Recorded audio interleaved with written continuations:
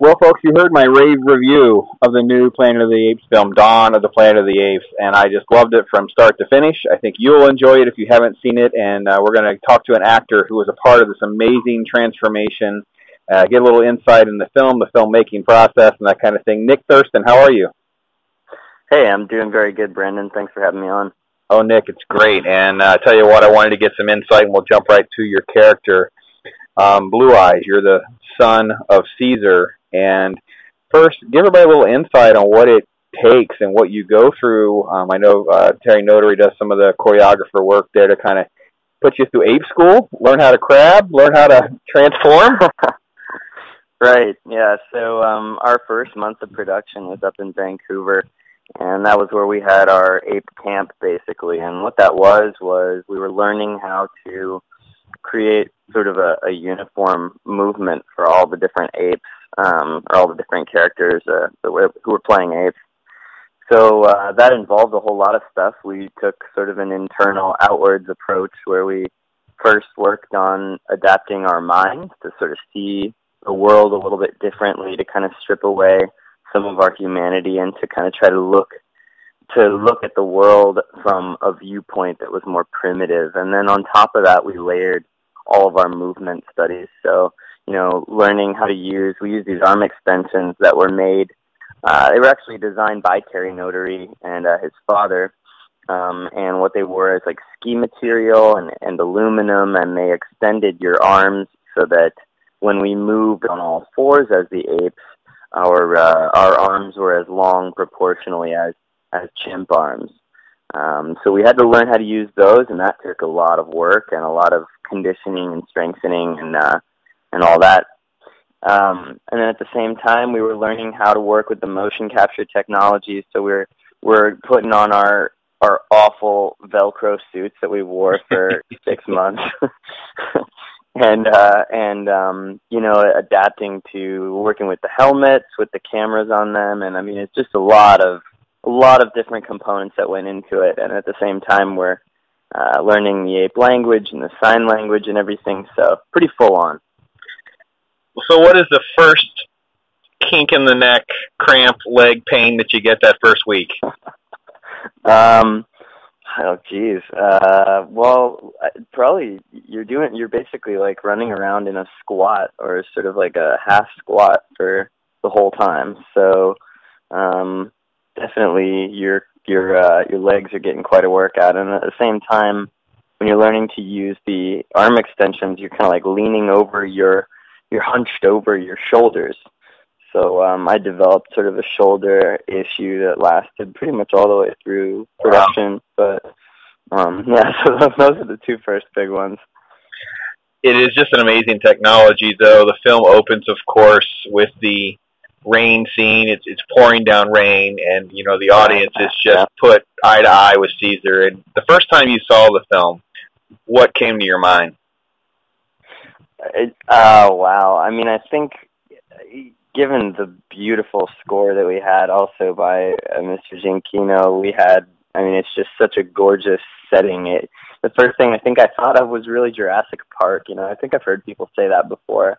But you just have this really grim sort of, very kind of a almost mysterious quality to it that is really, really beautiful. And it does feel very, very epic thanks to that score. I think epic is a good word to describe it. So yeah, I think that was kind of what I was thinking.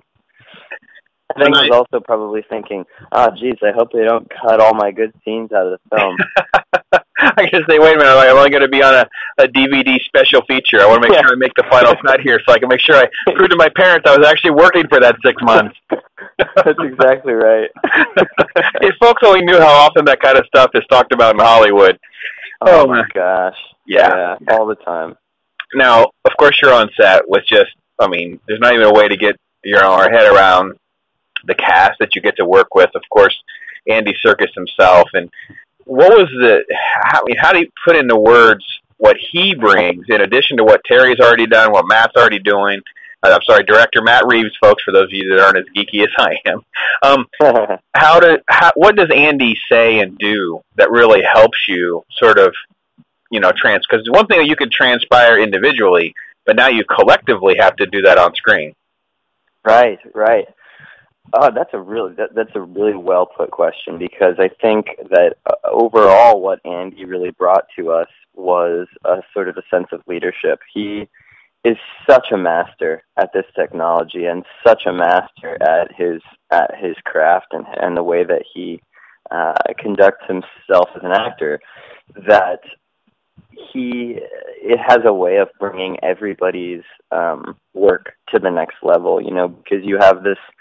It really does come from the top down when you're working on something like this. And if you have somebody at the helm like Matt Reeves, and our excellent producers, Dylan Clark and Tom Hamill, and then when you're putting together the team of the actors, when you've got people like Gary Oldman and Andy Serkis working on the project, like, everybody below them gets to just look up and have a perfect example of what we all are trying to do, what we're all trying to get at. So Andy is very soft-spoken. He's an exceptionally powerful character, and really just a very humble man to work with. So he, a lot of what it was just sort of sitting back and watching him. Of course, for my character, for Blue Eyes, one of the things that I was working with is, I want to emulate some of what Andy's doing, but obviously kind of take it back a ways, because Blue Eyes is so much younger. So I had to incorporate elements of Andy's movement, elements of Andy's of the patterns of what he was doing. I was trying to build some of those into Blue Eyes, and then kind of help let Blue Eyes grow towards that as the film progresses, right? So starting out even younger, and then as we get towards the end of the film, we're kind of reaching more and more this place where he's kind of growing into some of the more adult traits that Andy created. That's a mouthful, but basically he was just a great example to all of us. Here's a soundbite for me to cut up later for a promo. Yeah, we'll have Nick Thurston on. What's he say about Andy Serkis? Yeah, he's pretty good. Oh, it was good. No, seriously, Blue Eyes. He's good at that acting stuff. Yeah, he's good at that stuff. I think he should have another job. Maybe Star Wars should take a look at him. Yeah, he'll land on his feet, I think. He might get some indie work or something. Now, Blue Eyes, what I really loved about your character, and I was so thrilled that we get a chance to talk, because the character goes through an amazing growing up process really quickly. And what I liked about it was, I see it in my own son. He turns 18 next week. And what Blue Eyes realizes really quick is, wow, my dad was right. I bet you loved that. How do you get a little bit, what kind of acting advice, what kind of correction do they give you as you're trying to, adjust your eyes a little differently, and you're just you're tilting your head just a little differently in those end scenes versus those conflicts with Kova. So what are sort of the instructions there, either on paper and through Matt Reeves' direction, to kind of help you see the body language is different? You know what I mean?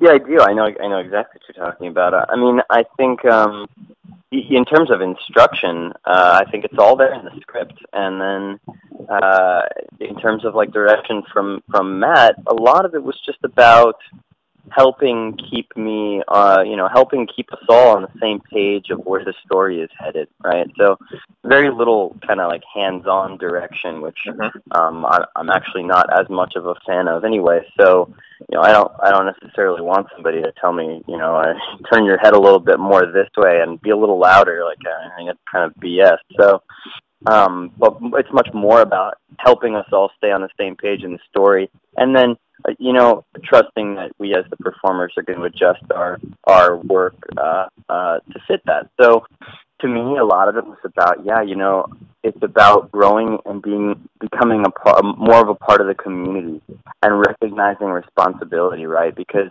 when he's really young at the beginning of the film, Blue Eyes is very much excited, very anxious and wanting and frustrated and a lot of kind of teenage angst, as it were.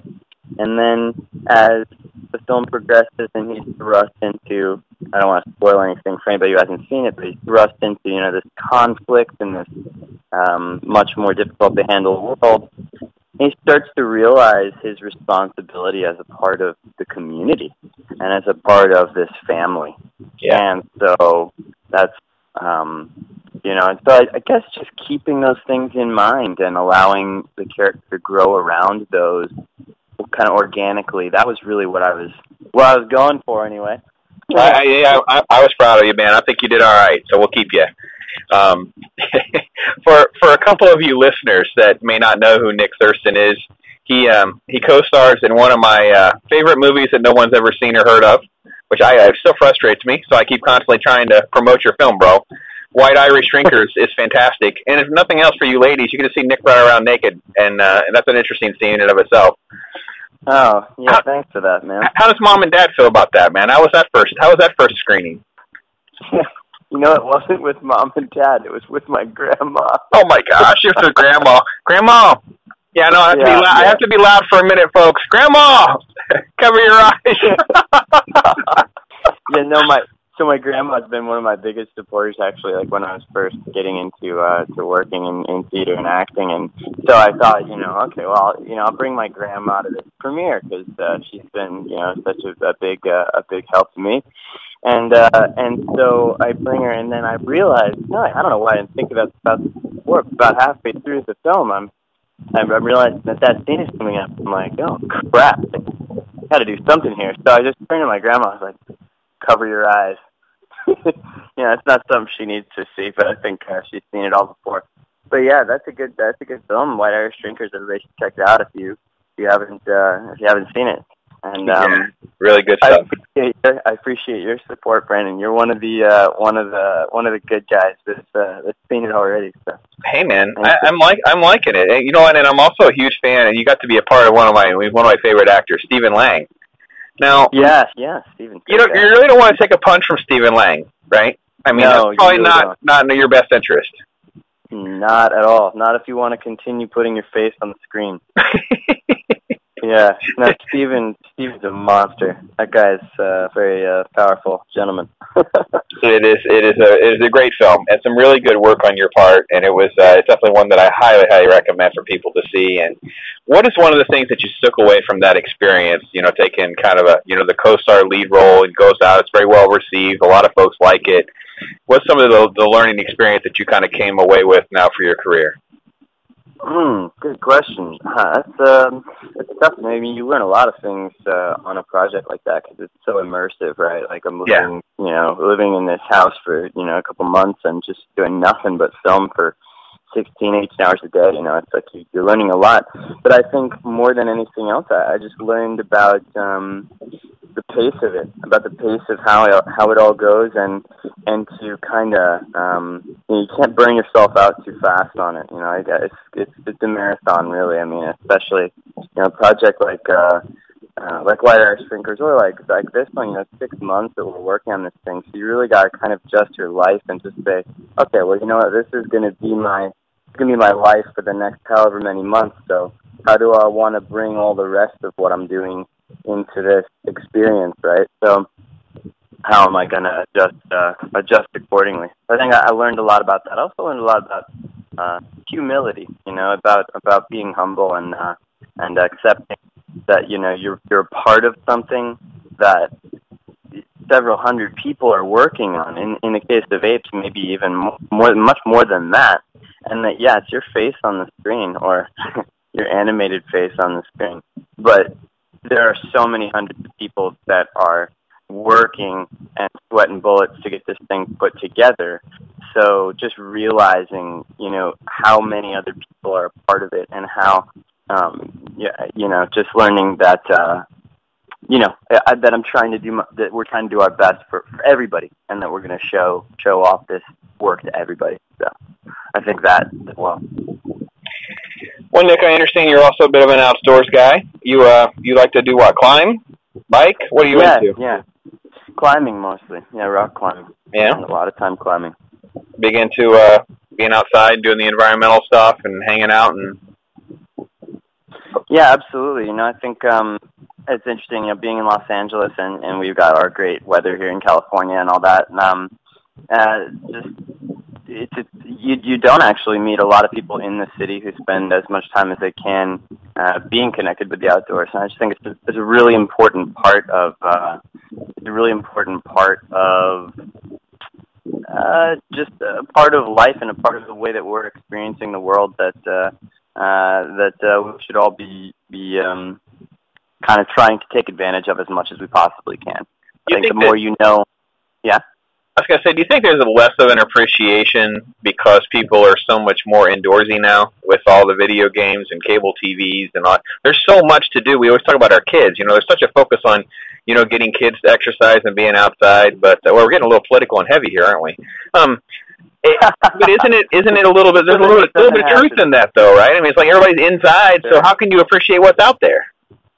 Sure. I think it's a gift and a curse, right? So you have access to all kinds of amazing stuff now, with the online world and with all of our devices and all that. I mean, it's accessed an incredible amount of information. It brings us all closer together, and without getting too political or heavy about it, right? Because nobody wants to do that.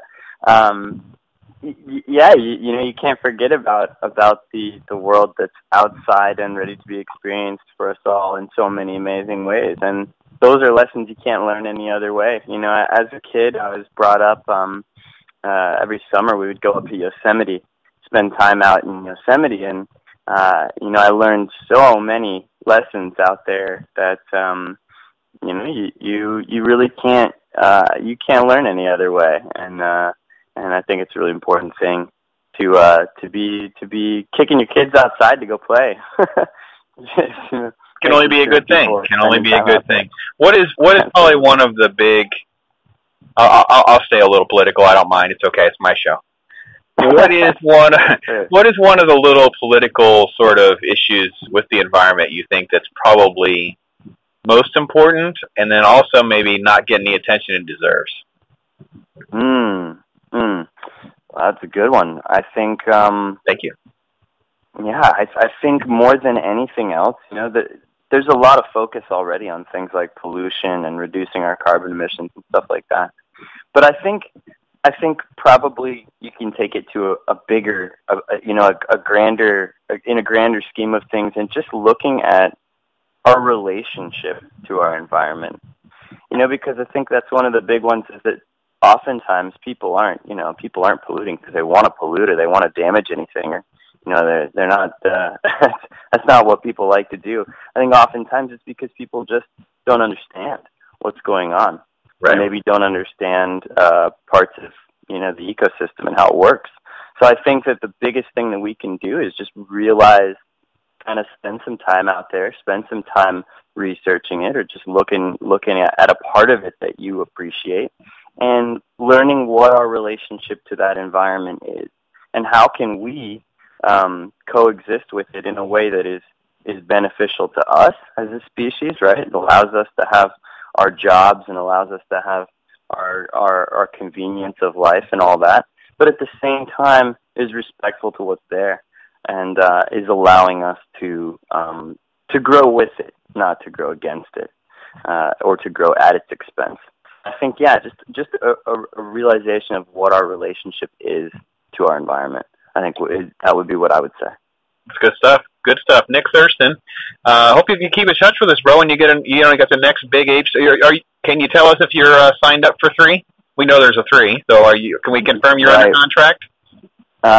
We can, in the words of the great NSA, we can neither confirm nor deny. They're listening anyway. They already know.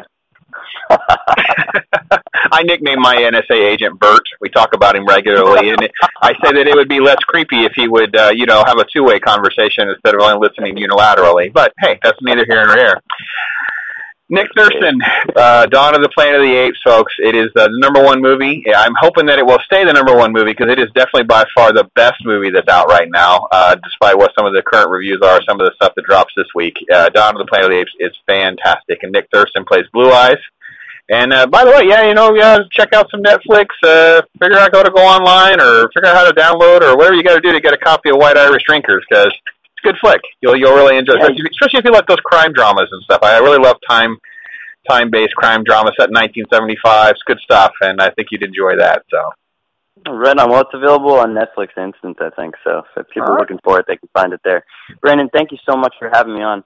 All right, Ro, take care of yourself. We'll talk again soon. Okay. All right, bye-bye.